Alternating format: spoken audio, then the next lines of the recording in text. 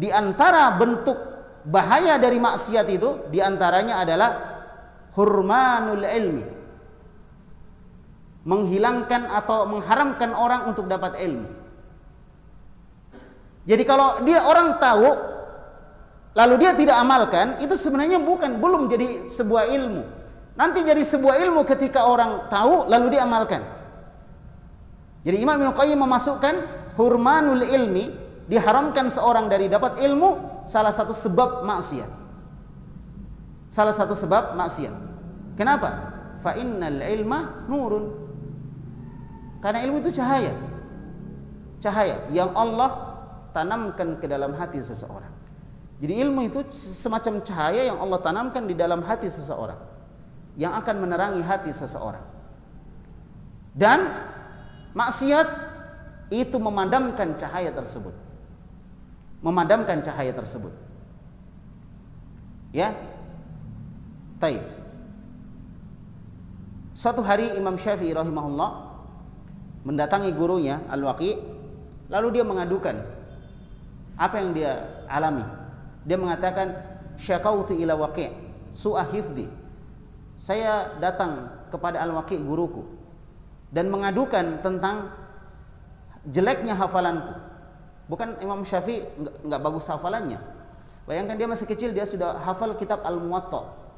Bahkan sebelum dia tiba bermajelis dengan Imam siapa? Imam Malik, dia sudah hafal Al-Muwatta. Berarti orangnya cerdas, menghafalnya cepat. Bukan cuma Al-Quran dia hafal. Ya, sebelum balik dia sudah hafal Al-Quran, Masya Allah. Bahkan Imam Malik sendiri kagum dengan kecerdasan Imam Syafi'i rahimahullah ta'ala. Dia kagum dengan kecerdasan Imam Syafi'i rahimahullah ta'ala. Taib. Kata Imam Malik kepada Imam Syafi'i, inni arallaha qad alqa ala qalbika nuran. Kata Imam Malik, wahai Syafi'i, aku melihat Allah sungguh telah melemparkan cahaya di dalam hatimu.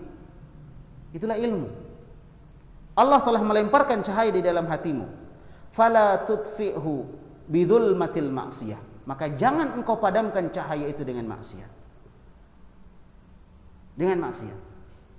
Adam alaihissalam sebelum mendekati pohon yang Allah larang di surga itu, apakah Adam sudah tahu bahwa pohon itu dilarang untuk didekati? Sudah tahu kan? Sudah, dia sudah tahu. Allah sebutkan, makan minumlah kamu, semua yang kamu makan mau minum silahkan. Wala taqrabu hadhihi syajar, tapi jangan kamu mendekati pohon ini. Dilarang oleh Allah Subhanahu wa ta'ala. Jadi dia tahu.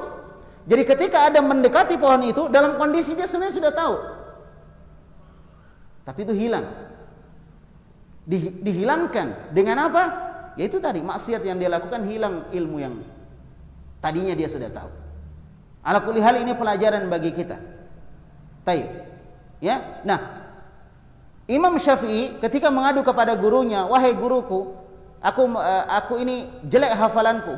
Bukan berarti dia enggak bagus hafalannya, tapi hafalannya di saat itu ketika dia mengadu datang pergi cepat hilangnya. Ya, kemudian kata Imam Syafi'i, fa'arsyadani ila tarkil ma'asi. Maka guruku memberikan bimbingan kepadaku untuk meninggalkan maksiat. Jadi kalau antum semua benar-benar ingin menjadi seorang penuntut ilmu, tinggalkan maksiat. Sekecil apapun itu, apalagi maksiat yang besar. Maksiat yang kecil itu sudah bisa memadamkan api cahaya yang Allah Subhanahu wa ta'ala tanamkan ke dalam hati-hati para penuntut ilmu. Karena ilmu cahaya, ilmu itu cahaya yang dengan ilmu tadi seorang bisa melihat kegelapan dan yang terang, kebenaran dan kesalahan. Taib.